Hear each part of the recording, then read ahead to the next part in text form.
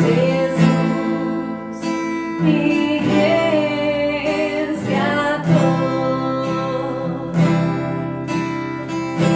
Quando sua graça me tocou, do medo me livrou.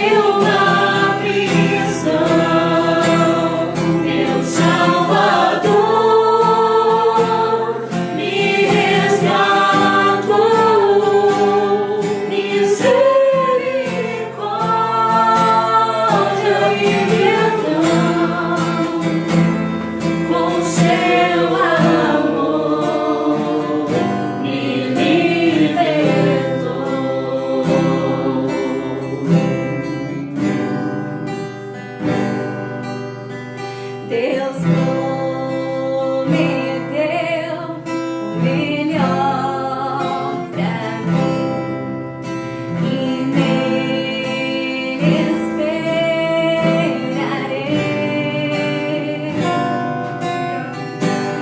Escudo e proteção será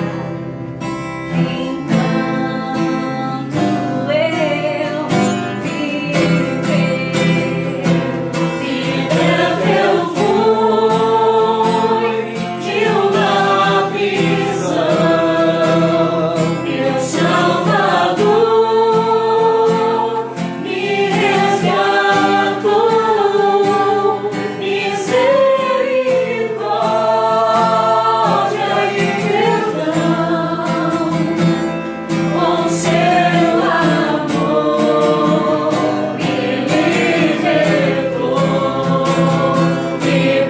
eu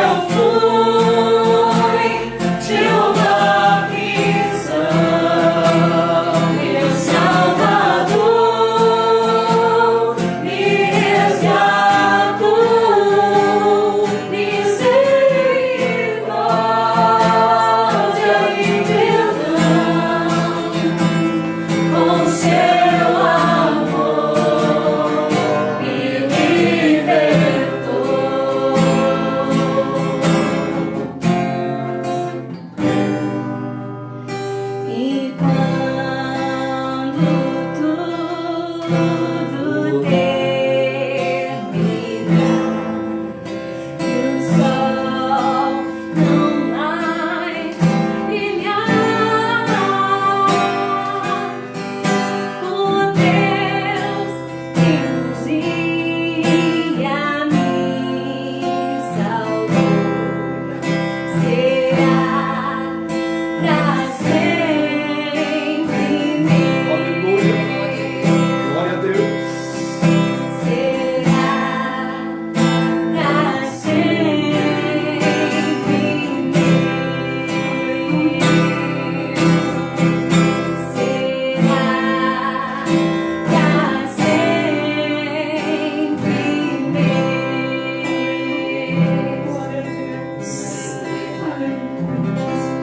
Amém. Glória a Deus, meus irmãos. Então é isso, né? Nós vamos meditar agora na palavra. Agora é o momento de nós ouvirmos o que Deus tem para os nossos corações. E eu convido você, tendo aí também essa oportunidade, que você abra, se não apenas ouça, né? Nós estamos numa live, nem todos estão em casa, nem todos estão com a Bíblia agora em mãos, mas aqueles que puderem, por favor, nós vamos ler hoje um texto, Isaías capítulo 55, será o versículo 11, então versículo 10 e 11 serão os versículos bases, né? Serão os versículos base da nossa mensagem nesta noite. Diz assim a palavra de Deus, Isaías 55, versículo 10, está escrito assim: porque assim como descem a chuva e a neve dos céus, e para lá não tornam, mas regam a terra e a fazem produzir e brotar, e dar semente ao semeador e pão ao que come, assim será a palavra que sair da minha boca. Ela não voltará para mim vazia, antes prosperará, Ela não voltará para mim vazia, antes fará o que me apraz e prosperará naquilo para que a enviei. Glória a Deus. Amém. Por enquanto, só esse texto. Irmãos, como é gloriosa a palavra de Deus, como é linda a palavra de Deus. E não só gloriosa e linda, mas como ela é indispensável para a humanidade. Não sei se você já parou para pensar, mas se não, hoje é o momento de nós refletirmos nisso. O que seria da humanidade sem a palavra de Deus? Se nós não tivéssemos os 66 livros da Bíblia, se nós não tivéssemos o Antigo Testamento e o Novo Testamento, se nós não tivéssemos a revelação de Deus para a humanidade, está certo que muitos desdenham disso e muitos não creem nisto. Eu sei disto. Os homens não duvidam dos escritos de Platão, de Aristóteles, de outros grandes filósofos da história, mas os homens duvidam da autenticidade e da autoridade das Escrituras Sagradas. E eu sempre ensino, porque isso é teologia, que o grande problema dos seres humanos não é não poderem crer na Bíblia. Na verdade, o grande problema é que eles não querem crer na Bíblia. Talvez você já me ouviu falando isso. Mas, e por quê? O grande preconceito contra as Escrituras Sagradas. Tem pessoas que questionam as Escrituras, mas nunca leram ela. Nunca tiveram o mínimo do contato com as Escrituras. Se você pedir para citar um único versículo, a pessoa não conhece. E, no entanto, tenta desacreditar as Escrituras. Tenta rejeitar as Escrituras. Isso prova que está no campo do querer e não do poder. As pessoas não querem crer. Porque crer nas Escrituras implica em responsabilidade moral. O homem passa a ter, não se ele não crer, ele vai deixar de ter. Mas se ele crer, ele vai ter que encarar as consequências da responsabilidade moral. Principalmente da necessidade dele se lavar no sangue daquele que é o Cordeiro de Deus, que é o Senhor Jesus Cristo. Então os seres humanos procuram as suas evasivas, as suas escapatórias, tentando fugir da palavra de Deus.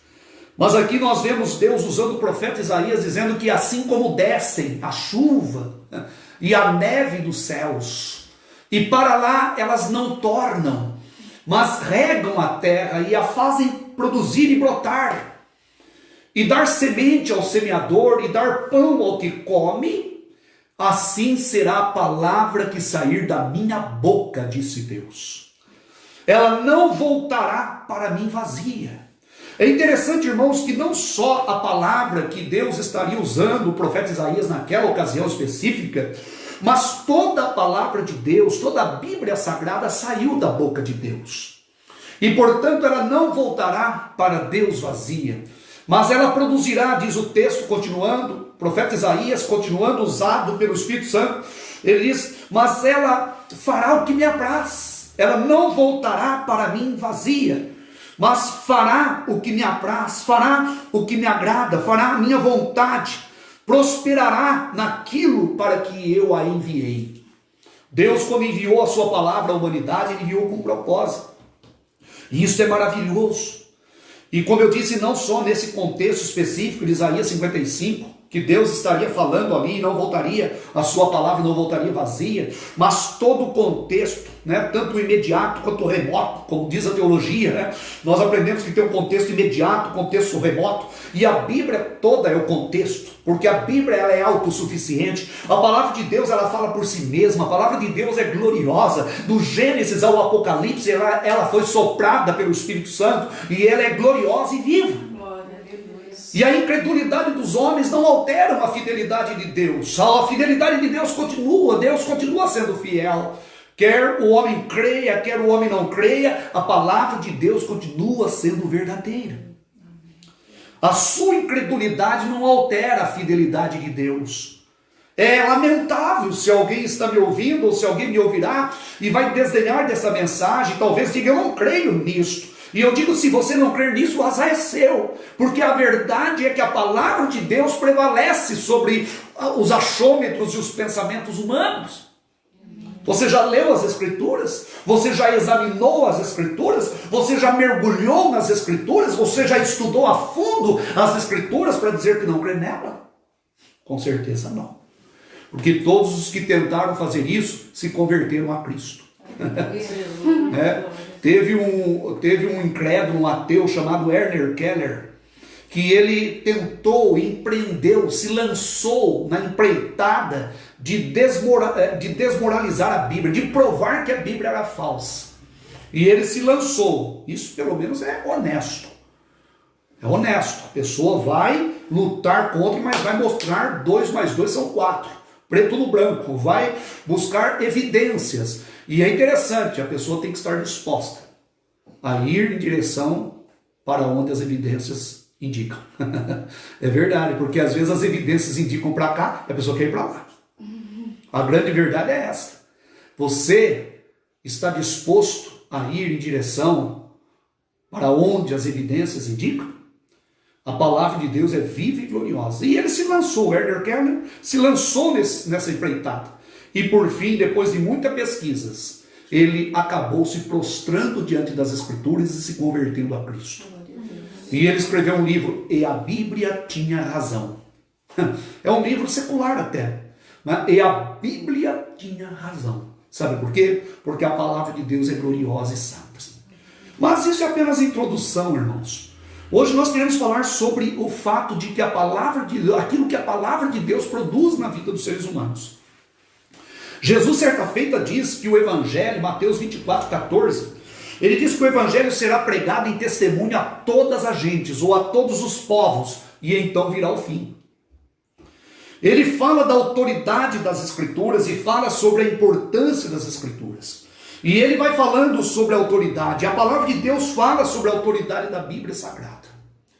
E é interessante que a palavra de Deus, a palavra do Senhor, a Bíblia Sagrada, ela tem poder para iluminar, ela tem poder para corrigir, ela tem poder para sondar, ela tem poder para santificar, ela tem poder para condenar, ela tem poder para esmiuçar. Está escrito que ela é como um martelo que esmiuça a pedra.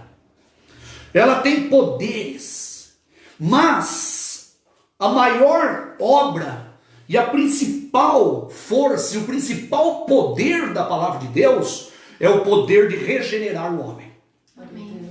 É o poder de fazer com que nasça uma nova criatura. E é sobre isso que nós queremos pregar sobre hoje. É sobre isso que nós queremos pregar nesta noite. Queremos pregar sobre os frutos de uma conversão legítima. Como que uma pessoa sabe se ela foi ou não convertida? É o teste bíblico da conversão. É a pessoa submeter, fazer um auto-julgamento, fazer uma autoanálise e saber se ela de fato passou pelo processo da conversão ou não. Hoje o Espírito Santo quer falar com você e comigo, quer falar conosco a respeito dos frutos de uma conversão legítima. E eu já quero adiantar que são 3 grandes, poderosos frutos de uma conversão legítima. Então a maior obra da palavra de Deus, o maior agir da palavra de Deus, o principal poder que a palavra de Deus exerce na humanidade é o poder da regeneração, o poder da transformação, o poder de fazer o homem nascer de novo, é o poder de interceptar a triste história da humanidade e mudar o rumo de uma pessoa e fazer com que a pessoa se converta a Deus e se volte ao Cordeiro. Como Paulo, por exemplo, que era fariseu de fariseu, era um homem enfronhado na religião, mas ainda não tinha sido regenerado, mas a palavra de Deus transportou ele do reino das trevas, transferiu ele, salvou ele e fez dele o grande apóstolo Paulo. E assim a palavra de Deus produz no coração das pessoas. Amém. Por exemplo, a palavra de Deus lá em João capítulo 1, versículo 12, nós sempre citamos, né? Mas nós esquecemos o versículo 13. O versículo 12 diz assim: mas a todos quanto o receberam, a todos quanto, quer dizer, ele veio para o que era seu, no contexto ali, de João capítulo 1, né? Se você puder aí rapidamente, vai folheando as escrituras, é que elas já estão no meu coração, na minha mente, né? Mas para ganhar tempo eu não vou buscar agora, mas é João capítulo 1, versículo 12. No contexto diz que Jesus veio para o que era seu, ou seja, para os judeus. Mas os seus não o receberam. Os judeus não o receberam. Lembra? Crucifica-o, crucifica-o. Os judeus não o receberam. E daí no versículo 12 diz assim: mas a todos quanto receberam, deu-lhes o poder de serem feitos filhos de Deus. Mas a todos quantos o receberam, deu-lhes o poder de serem feitos filhos de Deus. A palavra de Deus, ela tem este poder de pegar o homem, o gentil, pecador, o perdido, e fazer dele um filho de Deus, fazer dele alguém que pertence à família do Pai Celestial, do Deus vivo, do Deus Todo-Poderoso, do Deus Glorioso. Este é o versículo 12. E o versículo 13? Versículo 12 termina dizendo: mas a todos quanto receberam, deu-lhes o poder de serem feitos filhos de Deus, vírgula, a saber, aos que creem no seu nome. E no versículo 13 diz: os quais não nasceram do sangue, nem da vontade da carne, e nem da vontade do varão, vírgula, mas de Deus. Nasceram de Deus. E é interessante que o autor, inspirado pelo Espírito Santo, o apóstolo João, ele fala três coisas que na verdade significam a mesma. O objetivo ali é enfatizar, é dar ênfase, né? É dar ênfase, porque ele diz que estes tais não nasceram do sangue, nem da vontade da carne, do sexo, da vontade da carne. Não são carnais, não são físicos. E nem da vontade do varão, ou seja, do homem. Não é um nascimento físico. Não é um nascimento humano, como nós todos tivemos. Nós que nascemos, né, da união dos nossos pais. Não, ele termina dizendo: os quais não nasceram da carne, né, não nasceram do sangue, aliás, nem da carne e nem da vontade do varão, mas nasceram de Deus, mas de Deus. E é interessante que Pedro também, o apóstolo Pedro, o grande apóstolo Pedro, transformado por Cristo, e uma das principais colunas da igreja primitiva, o apóstolo Pedro, servo do Deus Altíssimo, ele também na sua primeira epístola, capítulo 1, versículo 23, ele vai dizer assim: de novo gerados, né? Sendo novamente gerados, nós fomos novamente gerados, não da semente corruptível, mas da incorruptível, que é a palavra de Deus, que é viva e que permanece para sempre. O apóstolo Pedro ali também faz o contraste entre a semente corruptível e a semente incorruptível. A semente corruptível seria a semente do homem, gerando uma criança, né? Gerando uma pessoa. Mas a incorruptível é a palavra de Deus. A palavra de Deus é uma semente incorruptível, né? E ela viva e permanece para sempre.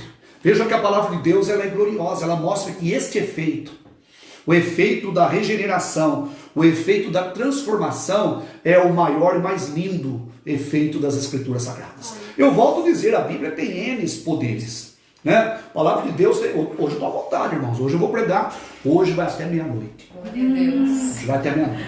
Irmãos, para falar bem a verdade, o meu desejo é pregar. Eu, quando estou fazendo a live, eu fico pregando, mas na minha mente eu fico monitorando o tempo. E como isso não é suficiente, eu peço ajuda das jovens que estão aqui, elas me ajudam, né? Colocar uma plaquinha para mim a respeito do tempo. Mas eu confesso para os irmãos, eu faço isso por vocês, eu faço isso pelos ouvintes e também para ser didática, para que a live não se estenda tanto e não fique tão cansativa. Mas eu digo para os irmãos, não é por mim não, por mim eu ficaria aqui pregando, porque por enquanto eu só estou introduzindo a mensagem, só introduzindo, né? Paulo diz que nós somos cheios de vida e de morte. Nós somos o bom cheiro de Cristo, disse Paulo, tanto para os que se perdem, quanto para os que se salvam, né? Para estes, cheiro de morte, né? Para a morte, mas para aqueles, cheiro de vida, para a vida. Tem pregador e tem crente que não tem cheiro de nada. Nós temos que ter o cheiro de Cristo. Nós temos que exalar a verdade. E a verdade confronta as pessoas, a verdade mexe com as pessoas. Aqueles que querem ir para o céu se identificam com a palavra. Aqueles que têm uma eternidade em vista, aqueles que sabem que vão partir para a eternidade um dia. E qualquer dia desse nós estaremos entrando, né, o portal da eternidade. Nós estaremos mergulhados na eternidade, isso que a Bíblia Sagrada ensina. E eu volto a dizer, a incredulidade das pessoas não altera essa verdade, a incredulidade das pessoas não muda esses fatos. A verdade é que nós temos que ter o bom cheiro de Cristo. As pessoas precisam sentir a palavra de Deus, seja em ofensa ou seja em edificação. As pessoas precisam sentir o poder da palavra de Deus. E nós temos que pregar a palavra de Deus. Paulo diz que nós somos o bom cheiro de Cristo, tanto para os que se perdem, quanto para os que se salvam. Para os que se perdem, nós somos cheiro de morte. Nós temos cheiro de morte. Porque a nossa vida, a nossa pregação condena a pessoa. A pessoa ouve a mensagem, ouve as nossas vidas e fala, realmente estou indo para o inferno. Realmente, se eu continuar desse jeito, eu vou perecer. Se for tudo isso que esse pregador está dizendo, eu vou para o inferno. A pessoa tem que sentir isso. E é para lá que ela vai. Se você não nascer de novo, você vai para o inferno.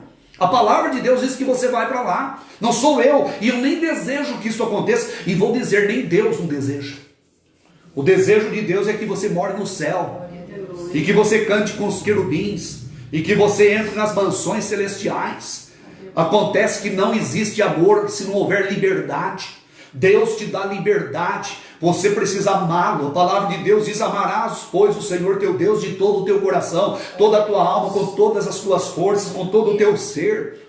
A palavra de Deus diz que a luz veio ao mundo, mas o mundo amou mais as trevas do que a luz. Sabia que tanto o céu quanto o inferno é uma questão de amor?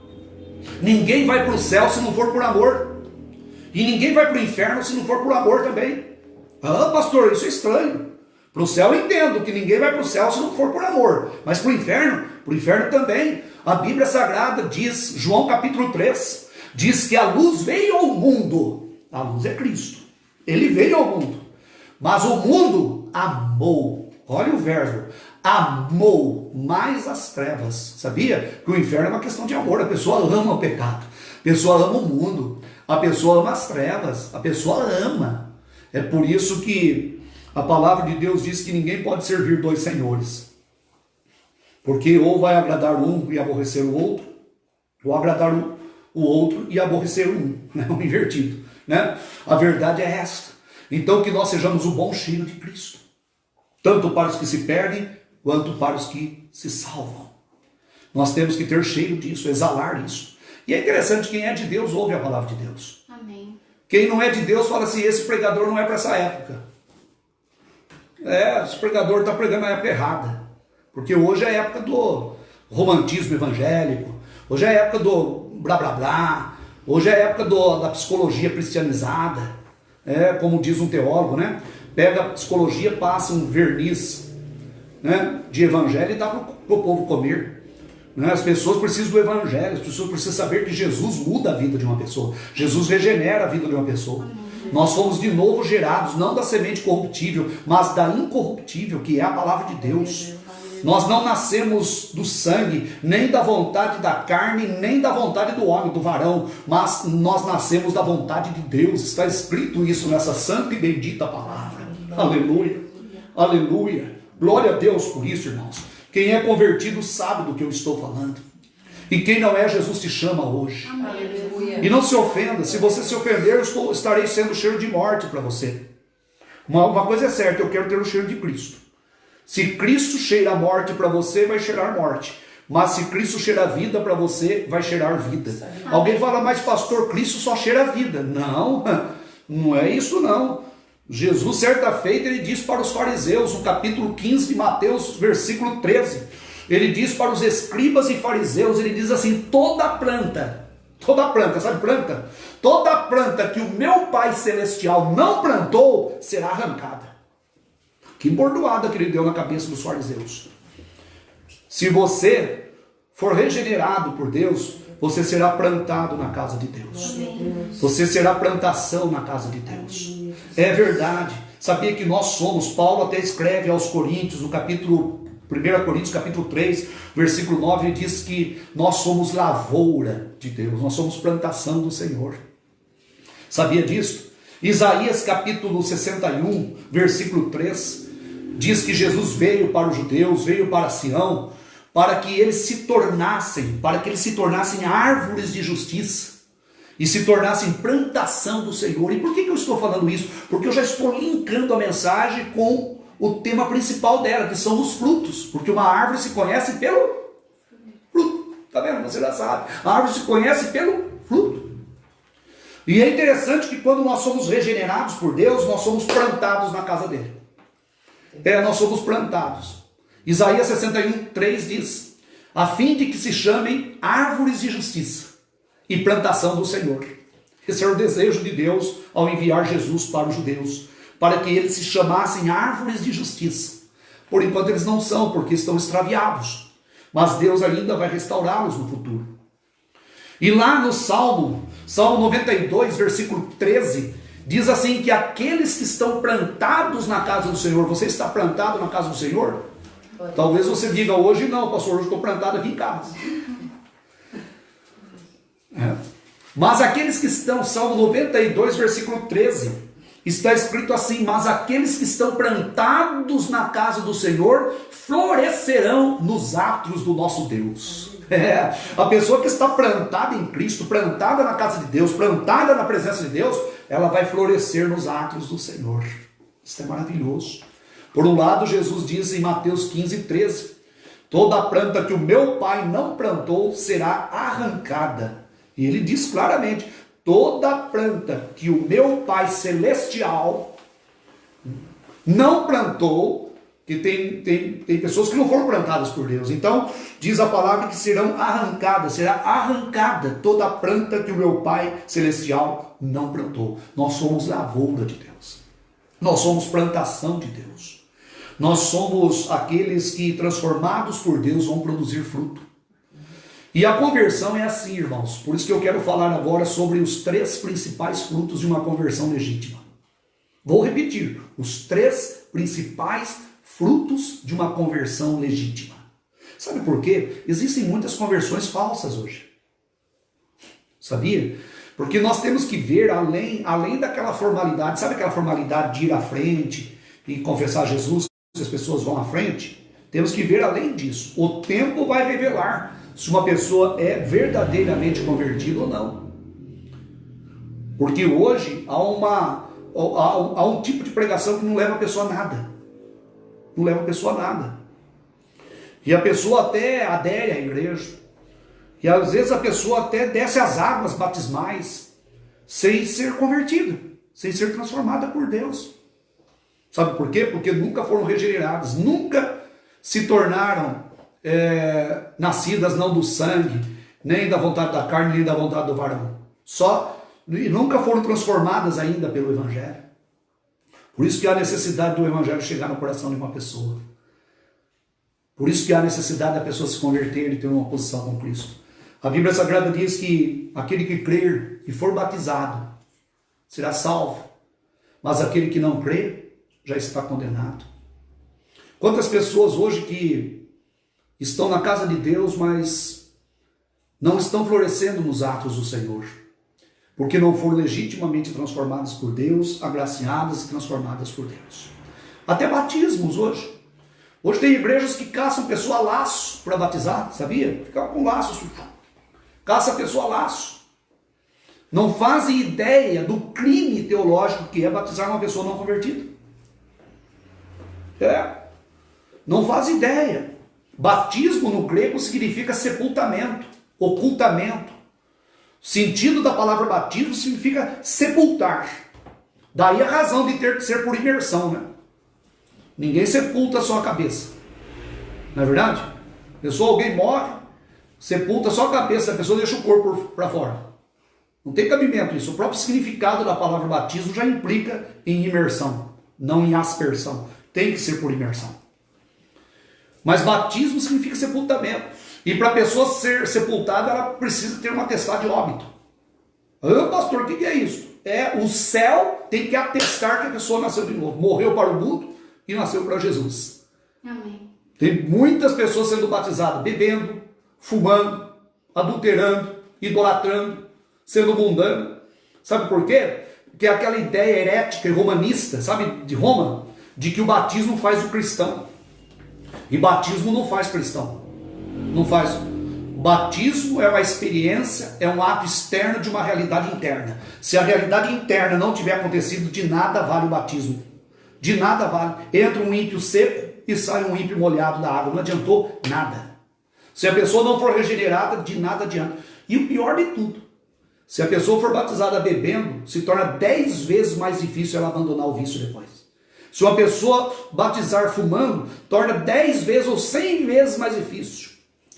Eu tive experiência, não de batizar pessoas assim, mas trabalhar pessoas que foram batizadas assim. E olha, eu digo uma coisa, Deus teve misericórdia.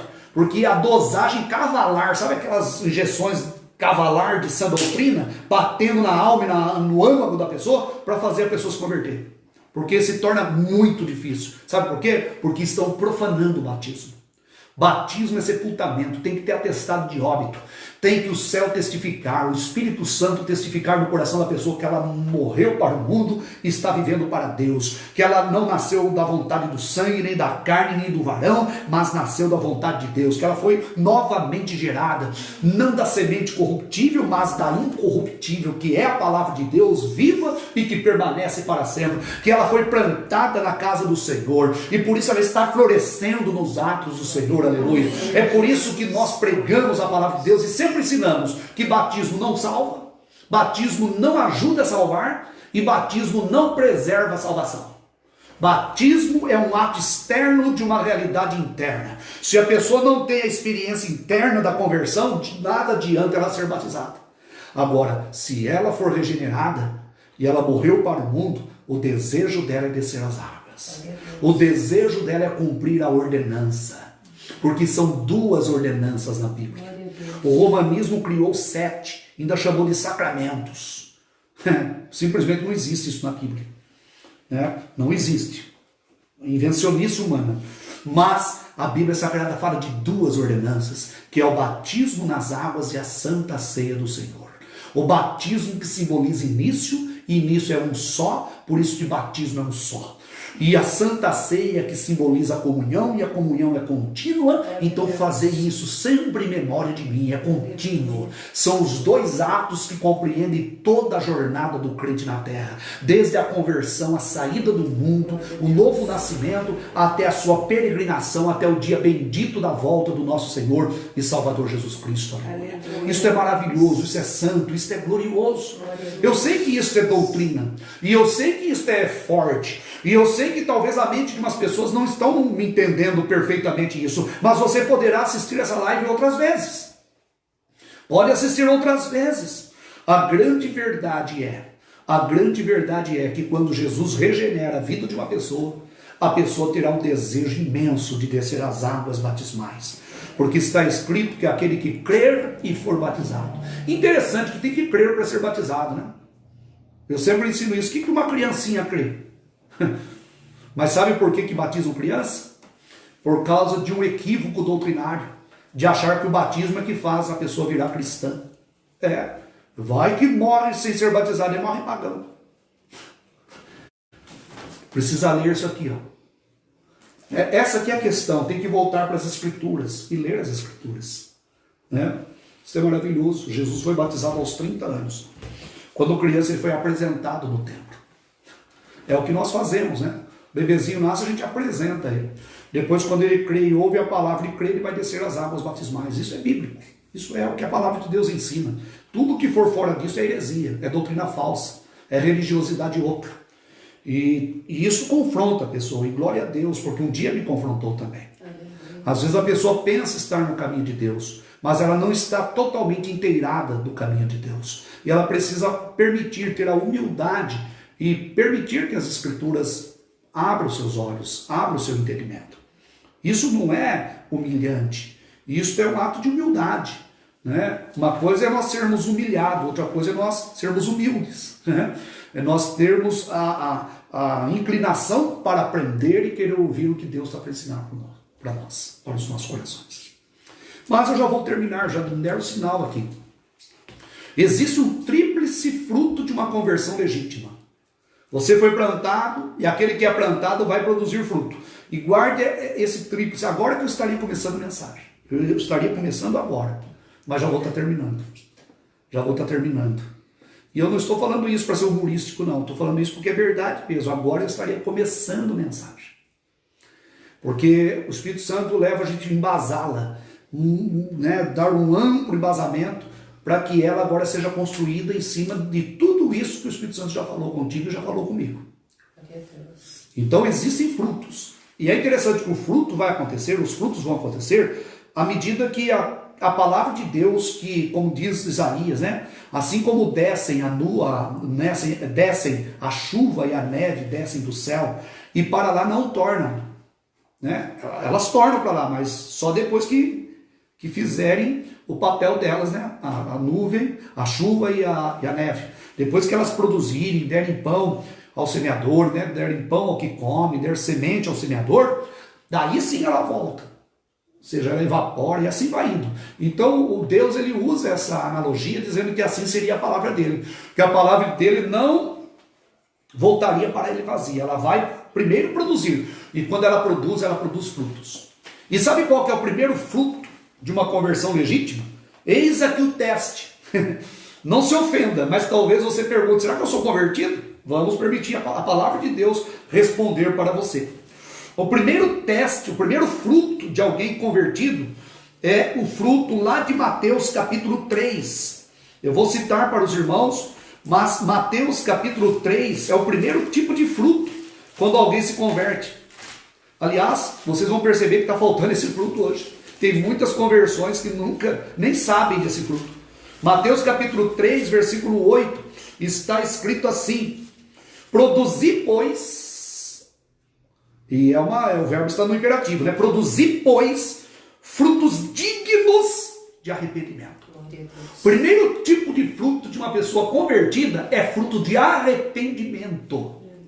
Uma pessoa se arrepende. Agora perceba bem que não é arrepender só dos pecados do dia a dia.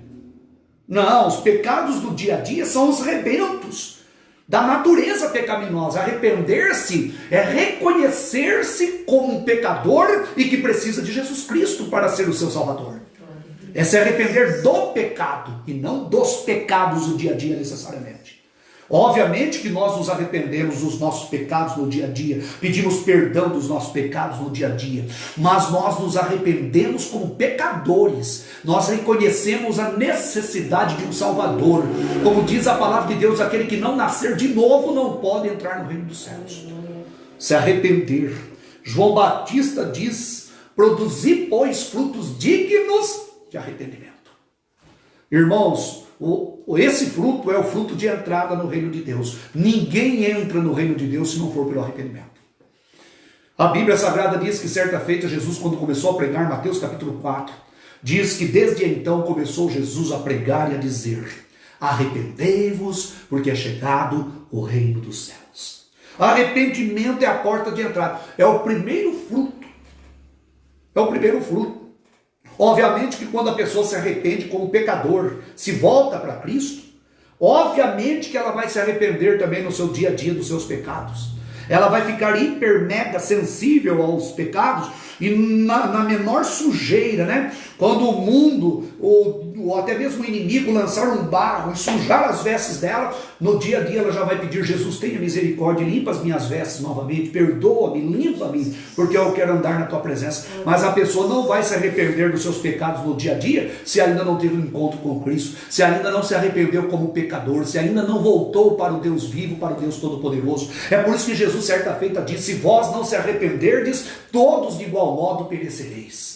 Arrependimento é o primeiro fruto de uma conversão legítima. Uma pessoa convertida, ela se arrependeu. Ela se arrependeu.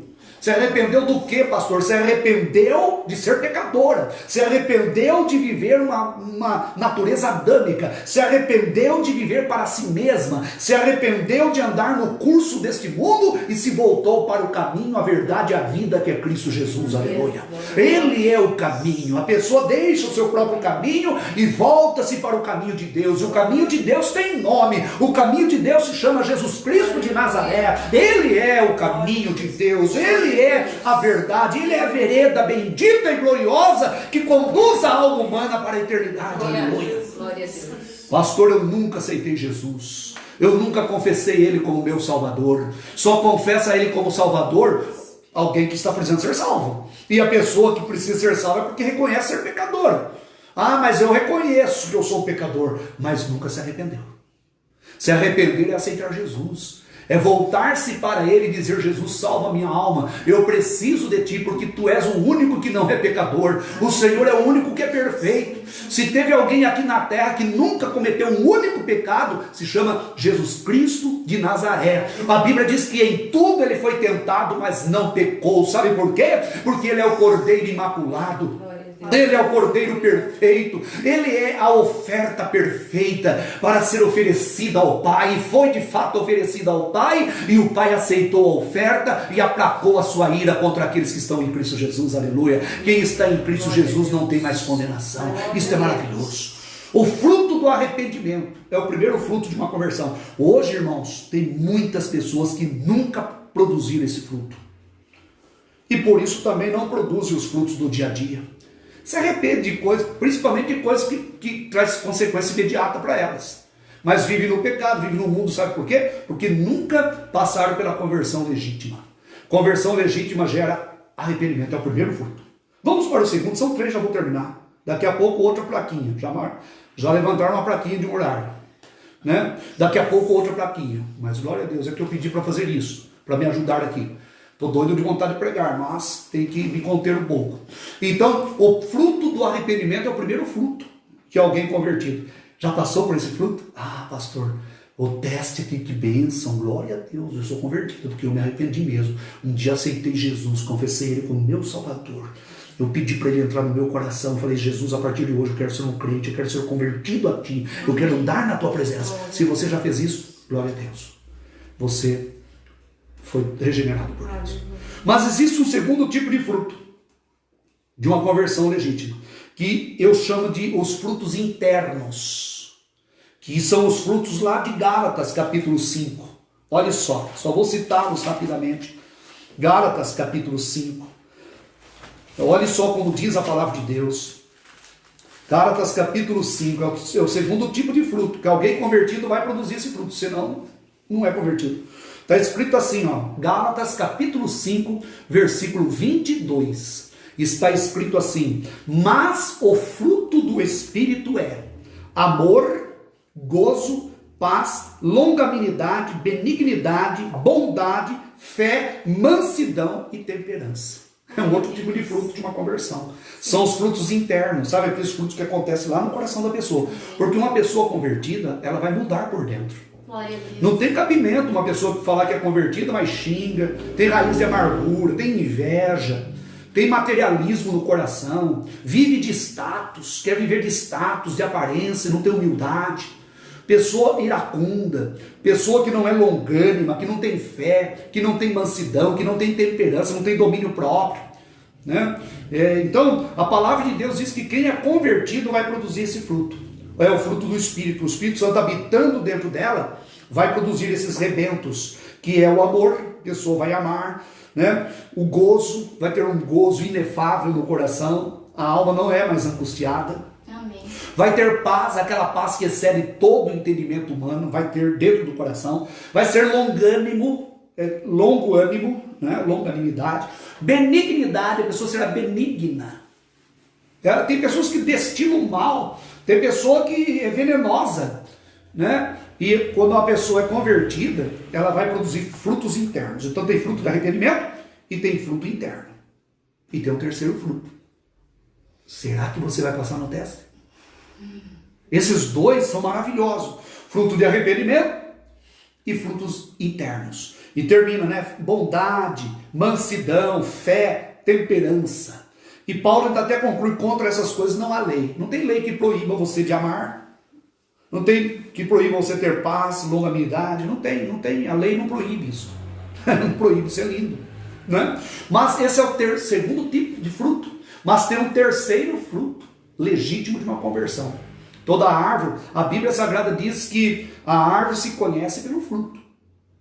A árvore se conhece pelo fruto. Certa feita, Jesus encontrou uma figueira, né, e diz a palavra de Deus que ele procurou fruto nela e não encontrou nada. E Jesus amaldiçoou ela e ela secou imediatamente. Sabe por quê? Porque Jesus é Deus, ele fala com quem ele quiser. Se ele quiser falar com a pedra ouve ele. Se ele quiser falar com a árvore obedece ele. Ele fala com os demônios o submetem ele. A Bíblia diz que um dia ele vai, todos que estão no sepulcro ouvirão a voz dele e vão ressuscitar. Todos. Muitos para a vida eterna e muitos para a perdição eterna. Porque ele é criador, ele fala e acontece. Esse é o Jesus de Nazaré que nós servimos. Né? Às vezes as pessoas pensam em Jesus como uma pessoa muito pequena. E Jesus de Nazaré é o Deus Todo-Poderoso.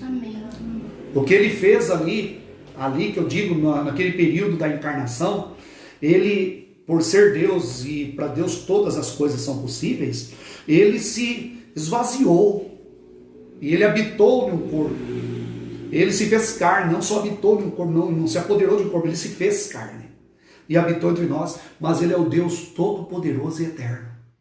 E a Bíblia diz que diante dele todos os joelhos vão se dobrar e todas as línguas vão confessar que ele é o Senhor, para a glória do Deus Pai. Amém. Felizes são aqueles que se dobram aqui em vida, porque confessam ele, produzem fruto de arrependimento, vão produzir fruto do Espírito e vão morar na eternidade. Mas aqueles que se negam a fazer isso, pode ter certeza, é só esperar. A eternidade vai chegar e você vai se dobrar diante dele. Ah, pastor, como vai ser assim? Espere para você ver. Vai se dobrar. Hitler vai se dobrar diante dele. Amém. Ai, sabia? Bin Laden vai se dobrar diante dele. Todos os seres humanos, eu estou citando eles como exemplo só, mas todos vão. Bem-aventurados são aqueles que confessam ele aqui em vida, porque esses confessam para a vida eterna. E eu vou concluir, senão vai subir a terceira plaquinha. A terceira plaquinha já é 47 do segundo tempo. Aí já não pode, aí já no vermelho, não pode. Mas, eu vou terminar, irmãos. Existe um terceiro fruto de uma conversão legítima. Tem o fruto do arrependimento, tem o fruto interno e tem o fruto na obra de Deus, que está escrito lá em João capítulo 15. João capítulo 15 está escrito assim.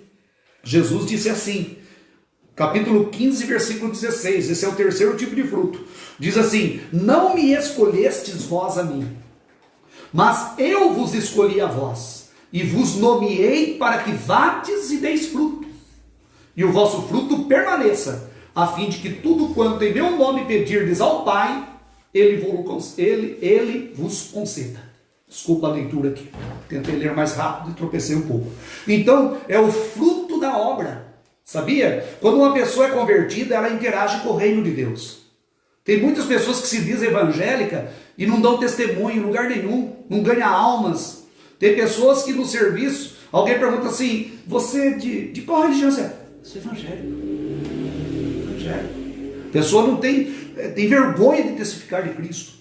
E o terceiro tipo de fruto é fruto na obra, sabia? Você e eu somos comissionados para dar frutos e frutos que saltem para a vida eterna. Amém. Fruto não é só o pastor, todos nós. A Bíblia fala da justa operação de cada parte. Sabia? Como um corpo, nós fazemos parte do corpo. E se cada parte do corpo tiver a sua justa operação, todo o corpo será beneficiado com isso. Então é o fruto do reino de Deus, na obra de Deus. Tem pessoas, por hoje nós vivemos numa época no Brasil, no mundo, de um movimento chamado os desigrejados. São aqueles que são contra a igreja institucionalizada, organizada, local, estar ali em um determinado endereço, cultuando e glorificando a Deus.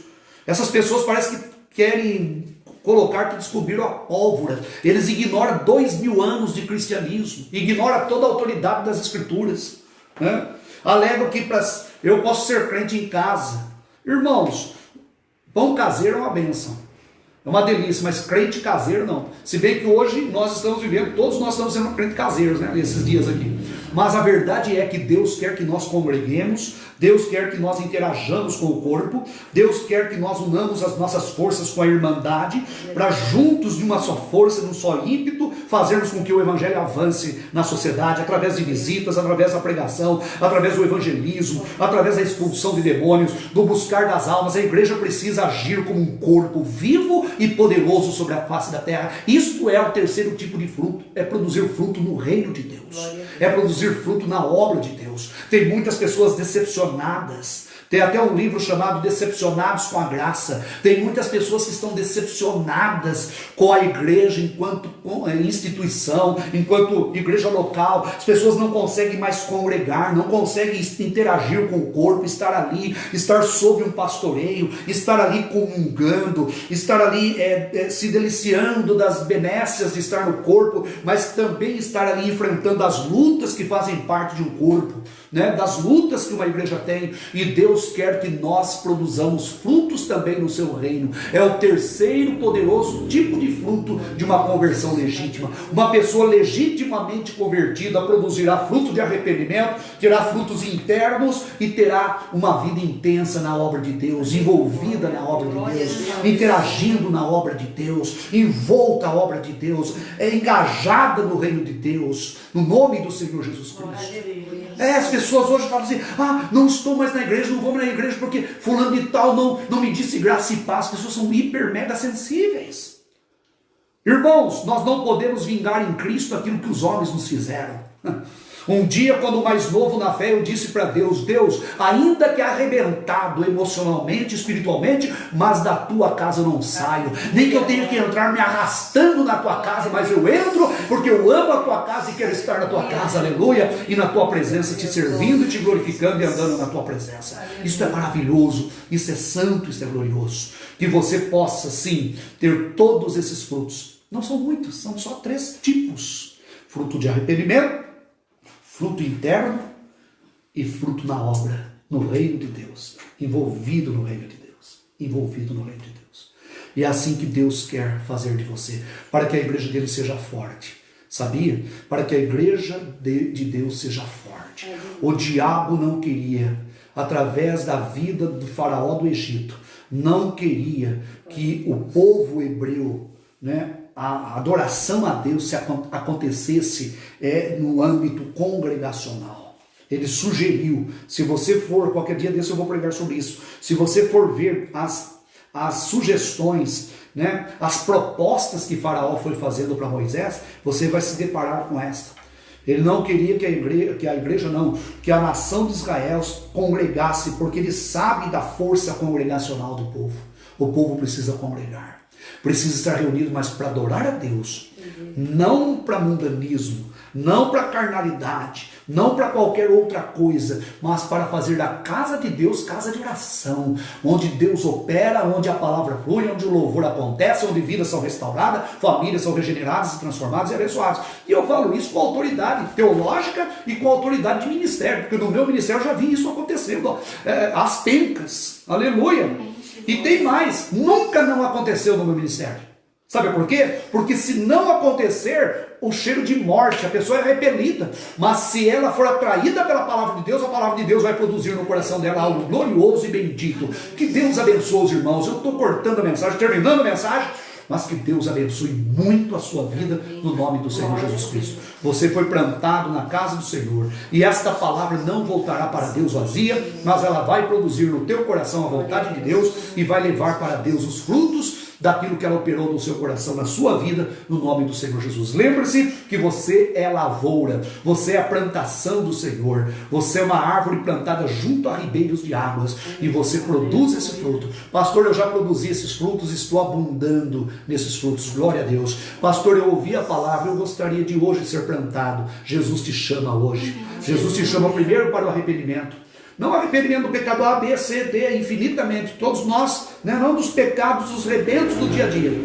mas se arrepender como pecador, voltando-se para Jesus como o único e suficiente Salvador da sua vida. Se você fizer isso, o Espírito Santo vai habitar em você hoje e você vai começar a produzir fruto interno. Aleluia. A partir de hoje, o amor, o gozo, a paz, a temperança, a mansidão vão dominar o teu coração. E a partir de hoje, você já vai começar a produzir fruto no reino dele. Sabe como? Você vai mandar essa live para alguém, por exemplo, e Deus fala, essa pessoa já está sendo usada no meu reino. Porque Deus vai te usar poderosamente. Que Deus abençoe os amados, em nome do Senhor Jesus.